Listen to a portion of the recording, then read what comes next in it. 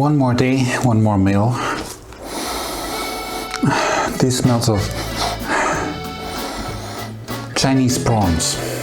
Yeah, so this is an order that I did, my good friend, for 4x5s bags, because I just had 4 or 5 bags, clearly not enough for any big trip that I can do. So I decided to buy more bags. And these bags, they come with a particular thing. They have the name of the former photographer using it. So I sent a message to the seller saying, hey, who's this guy? Is he, a not known photographer or a well-known photographer? So he sent me a message saying, oh, you're very romantic. So I stopped the conversation immediately there. And even more popular. Does this have a name? This has no name.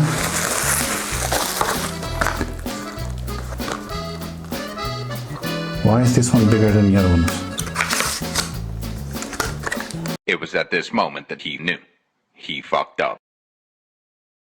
Because it has film inside. Shit. Somebody sends this with film inside. And I have no idea what it was. So off I go to the dark room. See ya.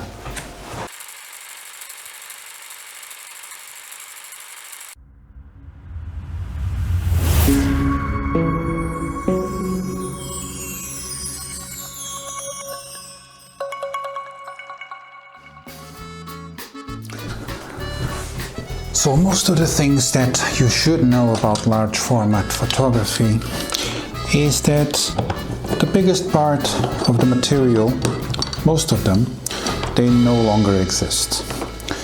They're too old, and you need to go to the newer technologies to sort out problems. Like for instance, I bought a lens, a brass lens, about a week ago. And I'm pretty sure these are all 3D printed. So this costed me, I'll put the link down below to the gentleman who I actually asked to do this. He did it, each one of them, for €2.50. Otherwise, if I would have picked up the originals, I would pay about €30 per each plaque. They would be in metal, of course, or wood. They would be a bit sturdier, but these ones they will do. So my lens is about to arrive, and the size, the diameter of the back part is probably bigger than Copal 1. So this one is 44, this one is 38 if I'm not mistaken. No, it's 36. And I think that one is 63. So this is a bit wider and this one is a bit too small. So I need to work my way around it.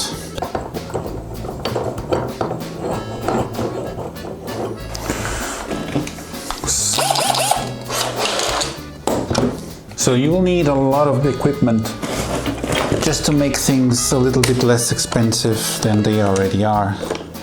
Because each and every lens, either you're a fool like me and you buy brass lens and then you try to adapt, or you have to buy the things already done, and then it's like about €200 per lens, and count for at least €40 for the plate itself. So I'm already doing my preliminary work.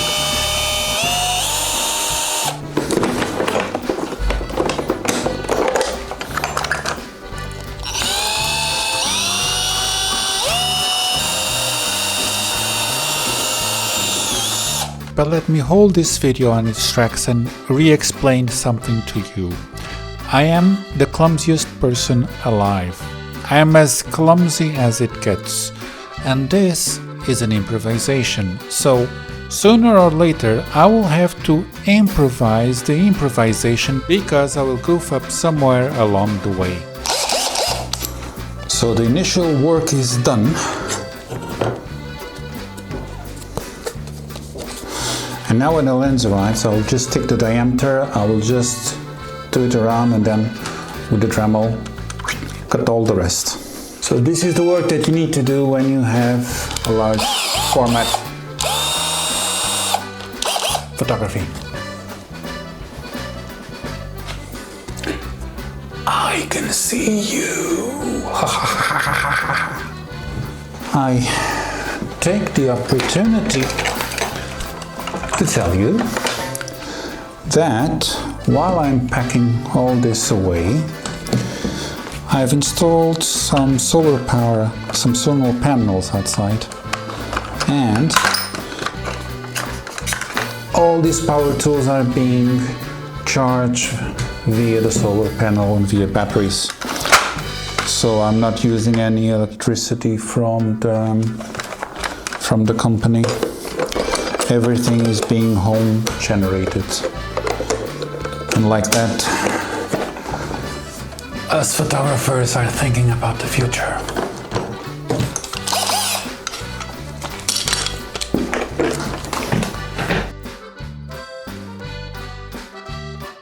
So loading the 4x5 film packs is actually quite simple.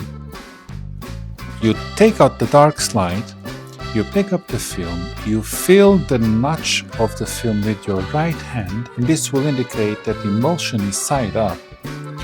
You open the flap and you insert the film underneath. This has to be done in complete darkness, of course. I am just doing this to explain how to do. And again, you fill the notches of the film, you pull the dark slide off, you pull the flap away, and you insert the film underneath. Afterwards, you close the flap and you close the dark slide. And this is how you easily load 4x5 sheet holders.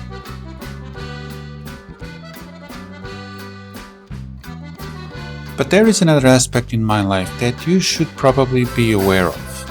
You see, I do animal rescue for several decades now, and I've been receiving and accumulating several dogs at my house. These are dogs that nobody wanted, and for some reason or another they just stayed here with me. This is Pantera. Pantera actually has 4 names: Pantera, Patera, Laura, and Laurinha.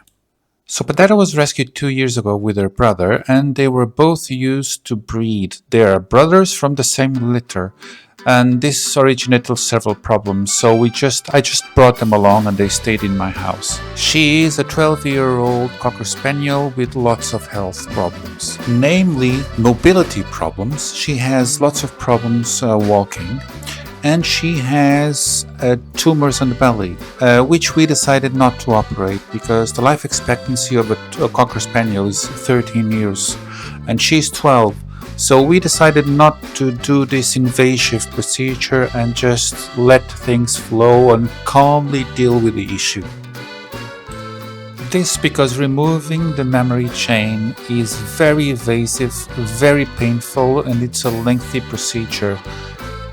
And in this case, it's actually not worth because the life expectancy is not so big.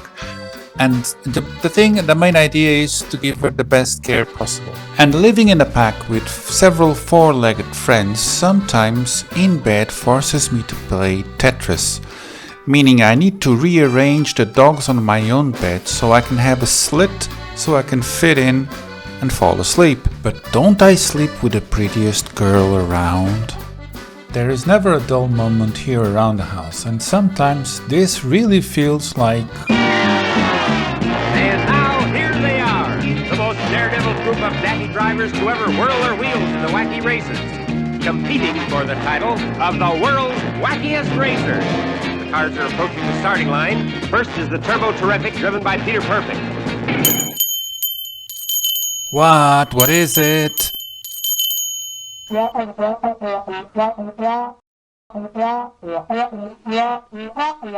Hey man, it's either two things. Either I'm a drug dealer or I'm a not famous YouTube photographer trying to make a living, which also suffers by gear acquisition gas syndrome. You decide. Just give me the things to sign, please. Many thanks, and I'll see you tomorrow at the same time. Thanks, with more packages, of course. Bye bye.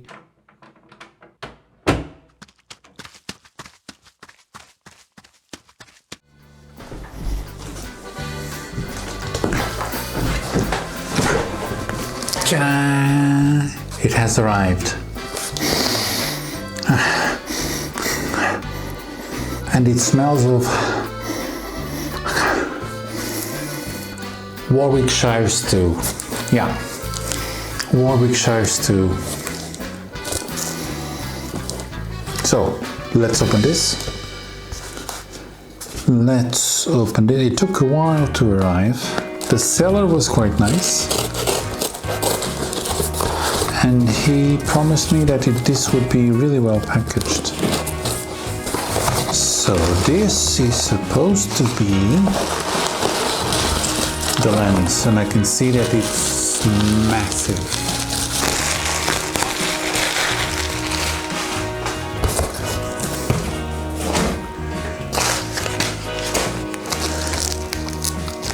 So this lens was purchased in the 70s in a house clearance, but I don't know more than that. Only that it was a house clearance and nothing else. Moment of truth. Oh no, there's another one.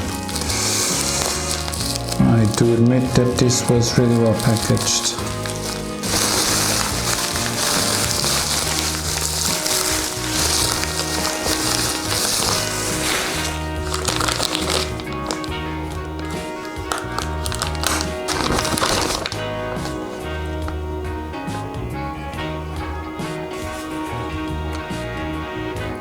That is a big lens. F6 all the way down to F32, 63. So this could be a Copal S. She's dirty, but well, I can live with this. And I can surely work with it. How do you disassemble this? Off to work with Dremel. So after charging all my devices with solar power, here's me drilling the hole on the lens board. And as you can see by the way I hold things, I'm not the handyman that people think I am, but I get the job done. Eventually. I do get a high mark for trying though, and at the end I was able to put everything together. Without missing parts, of course, which is a novelty. And after cleaning up and inspecting that the lens was actually light tight, I installed everything, and the result is this. And this is me focusing at 6 meters, 20 feet.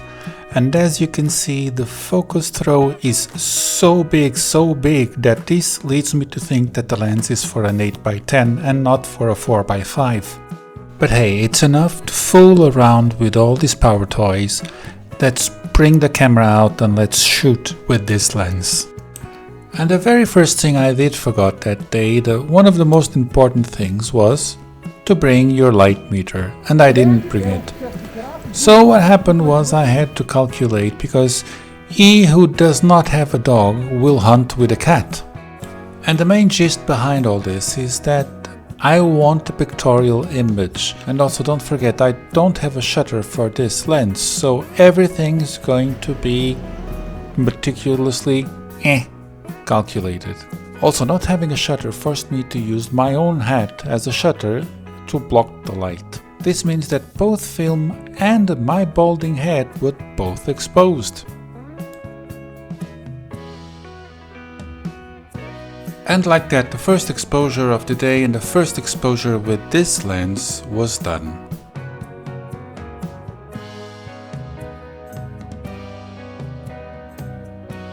And off I go to a different location. This one being a bit more windy, but hey, you cannot have everything, right? And being accustomed to long walks, part 2, I did not have any issue to bring all the instruments down. I did met a lot of people walking, jogging and cycling, which forced me to long stops. Because each and every one of them, seeing this rare machine, they were all asking what I was doing there. To most of them, I replied that I was making bacon, and to somebody else, I was making popcorns. So I actually don't know why people were making quizzical looks at me, and when they turned away, they were always looking behind their shoulder. Probably they thought I was a madman. And you probably didn't notice, but normally on the videos that I do of cameras, I record the clicking of the camera and I present it to you while showing the photo. In this case, it's not so, because there actually isn't the shutter, it's just my hat. And 1, 2, 3.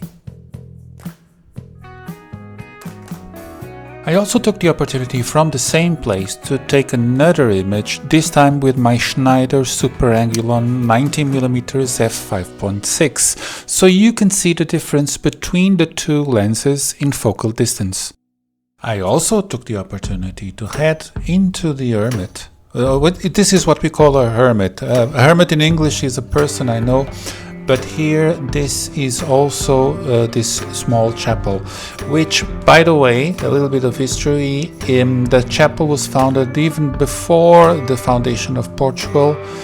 She's much older than that, but she's been abandoned for several centuries already. And I used to come to this location when I was a teenager, about 30 years ago. I would pick up my Kawasaki EN 500, I would drive 20 kilometers and I would stay here long hours just thinking to myself. So this is going to be an 8-second exposure without any way of timing things. Let me just see if this is closed.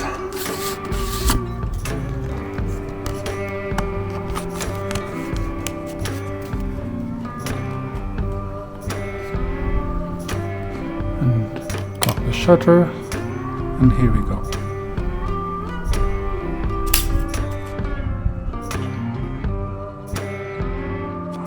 6, 7, 8. I hope I got this right.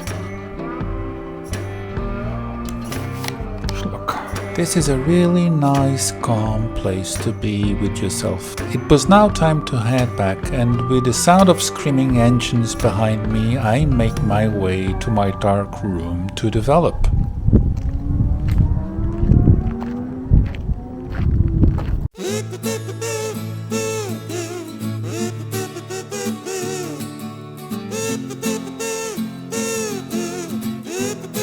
I know that you imagine something else, more high-tech, but hey, this is what I have and this is what I'll do, and to me it works just fine. I know that other photographers have better materials and better places, but well, I don't give a rat's ass to what other people have. And I'd like to thank you that stayed all the way till the end of this video. Many thanks to the others. Do subscribe, as this helps the channel to grow, and I will keep you posted and I will insert several other videos along the way. Many thanks. I will see you very, very soon, or as we say in Portuguese, até breve.